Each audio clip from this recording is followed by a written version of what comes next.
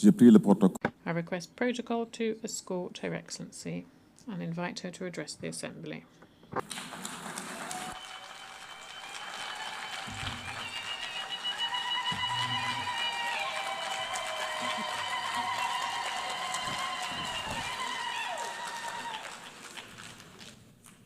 Thank you, Madam President.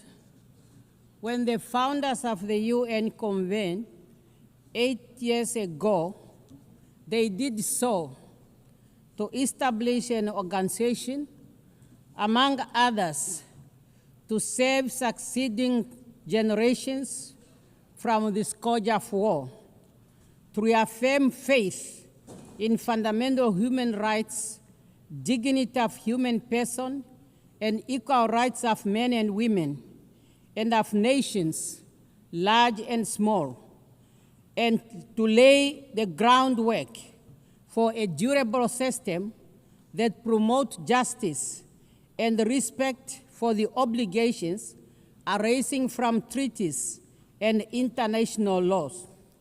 While over the following decades, we have become closer to the brink of war, the United Nations has stood the test of time, from decolonization to promoting the right to self-determination, from conflict prevention and securing peace to the provision of humanitarian assistance. The UN has continued to fulfill its founding mandate under very difficult circumstances. Therefore, the international community must honor the brave men and women who, under the blue flag, have been at the forefront in the securing of world peace. Namibia's journey to independence is one of the UN's most successful stories. It was through this very organization that our forebears tirelessly petitioned for the end of apartheid, colonial rule in Namibia, for freedom and independence of our country. At this point, I want to thank the UN family for having held a special session in remembrance of our founding president, Comrade Sam Safishuna Nujoma, when he passed on. Madam President, my personal journey with the United Nations begins in 1974, where I have had the privilege to serve my country and Africa in various capacities within the halls of this distinguished global organ. Today, I am deeply honored and humbled to stand before you as the 5th President of the Republic of Namibia with a mandate to deliver services and to ensure justice of all inhabitants of our country. As a woman, I encourage every girl and woman by affirming that your voice matters, your vision is needed, as it will pave you a way to the helm of whatever institution you are serving. Madam President, Namibia's 8th administration is built on the strong foundation and legacy of our predecessors.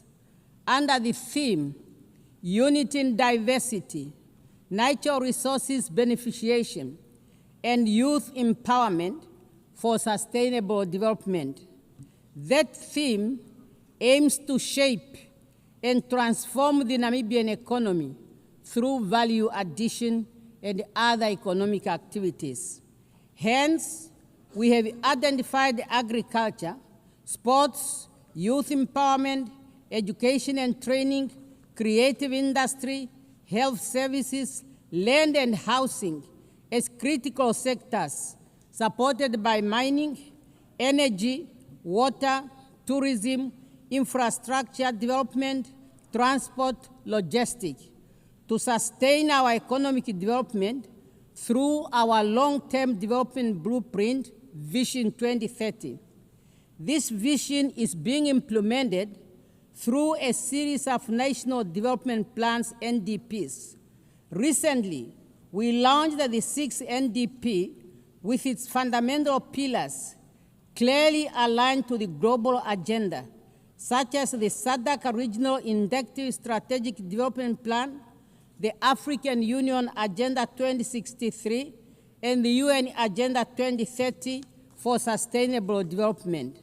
Some of our achievements include the launch and the operationalization of the National Youth Fund, which is to assist young entrepreneurs in their economic activities. In the area of education, we will abolish registration and tuition fees in all public institutions of higher learning and vocational training centers to ensure skill development. On energy, Namibia is diversifying her energy mix using all our natural resources. In addition, Namibia presented her energy compact at the African Energy Forum, thus enabling us to access concessional funding for national energy initiatives.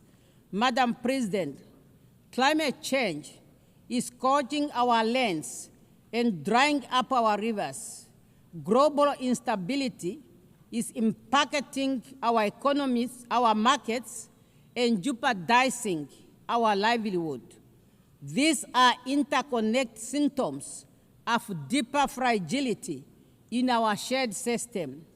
They require our collective action rooted in apathy and shared responsibility. In this regard, I am glad to announce Namibia's bid to host the Africa Regional Hub of the Green Climate Fund. Furthermore, severe droughts, floods, and other climatics brought about by climate change cannot be overemphasized. Namibia calls for the implementation of the provision of the Namib Declaration on a strong United Nations Convention to combat desertification for a land degradation and neutral world. Namibia acknowledges the technological advance in all fields, but ethical boundaries must be respected. However, artificial intelligence must not be a substitute for human judgment or responsibility.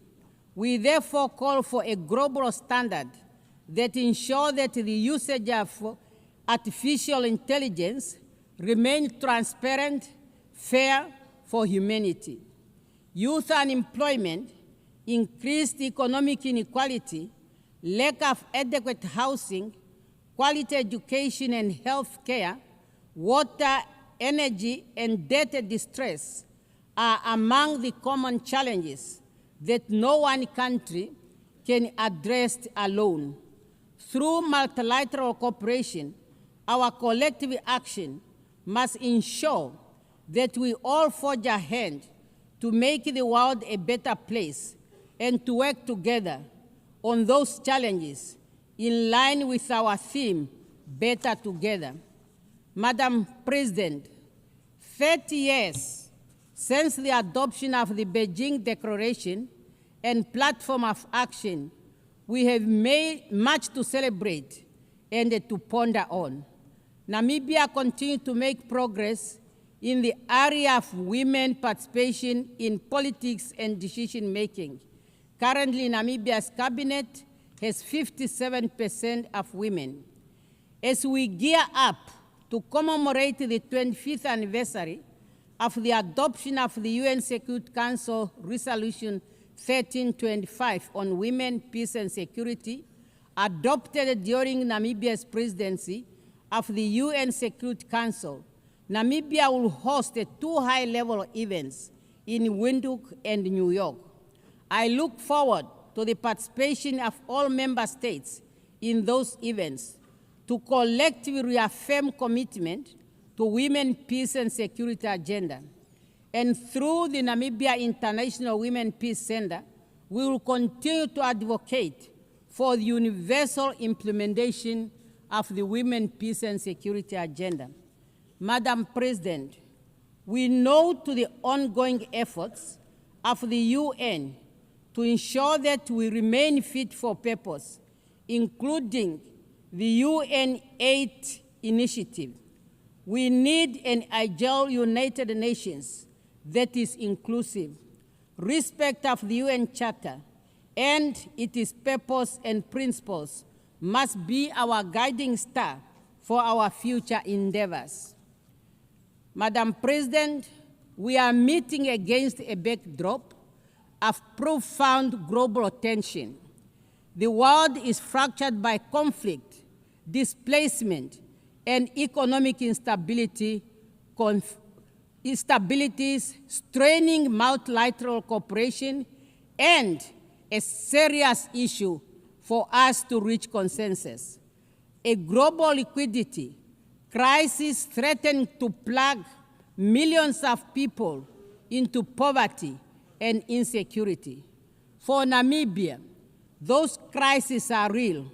They impact our communities, test the resilience of our ecosystem, thus need urgent attention. In this context, the Southern Africa Development Community is committed to promoting peace, security, and stability in the Eastern DRC. Namibia welcomes the ongoing efforts by the AU, SADC, and AC to align the Rwanda and Nairobi peace process and encourage the continued strengthening of political and security aspects of the challenges faced in our region.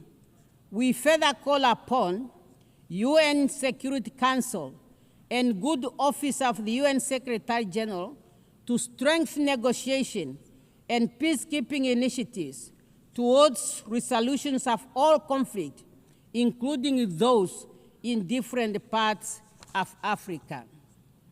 The impasse in the UN security over the question of Western Sahara is an injustice.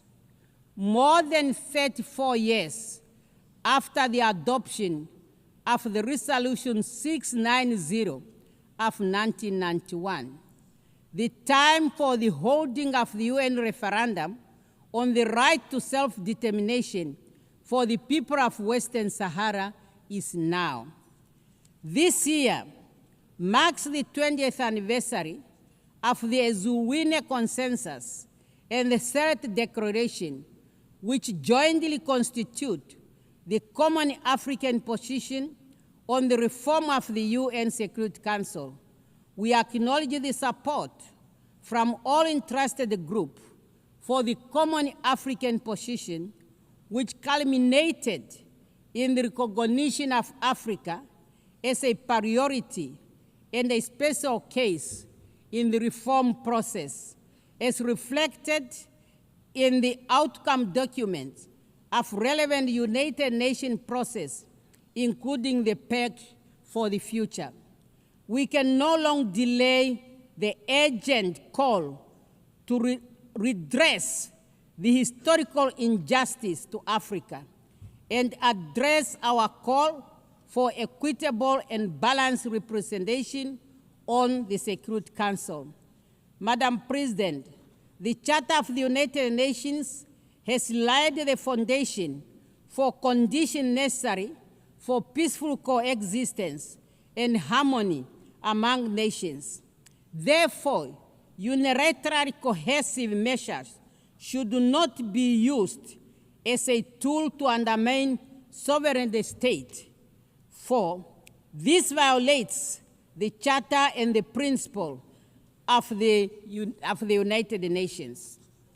In this regard, we call for an end to the continued illegal economic, financial, and commercial embargo imposed on the friendly people of Cuba and removing her from the list of states sponsoring terrorism. We call for an end to the illegal sanction on Zimbabwe.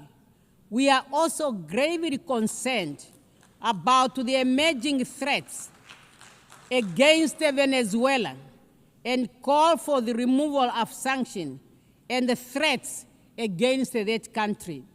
Madam President, the UN Commission of Inquiry on the occupied Palestine territory, including Israel, Eastern Jerusalem, has just released its findings that indeed a genocide is being committed against the Palestine people.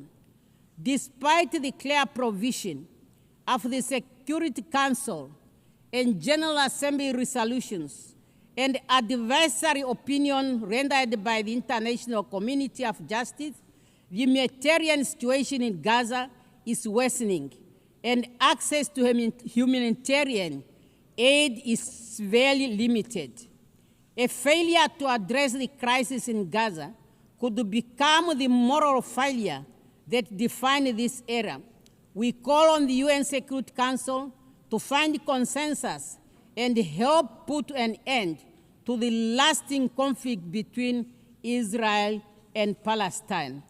Madam President, I call for a meaningful reform of the United Nations.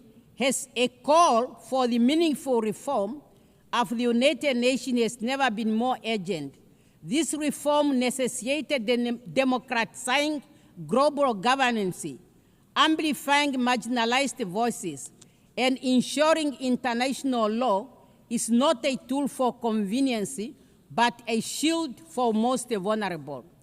As I conclude, I wish to reaffirm Namibia's commitment to the international obligation and the multilateral order. Respect for international law is not just a legal duty, it's a moral imperative. We must reaffirm our commitment to the principle that unite us, mutual respect, and peaceful resolution of dispute, and solidarity in the face of common challenge. Let us remember that even the smallest nation have a voice. When those voices are heard and heeded, durable peace and justice will prevail. We have an obligation to make this our moment, not to disappear, but renewal. We have the opportunity to restore hope, to build a future defined not only by division, but by unity and preservation of human dignity. I thank you for your kind attention. On behalf of the Assembly, I wish to thank the President of the Republic of Namibia.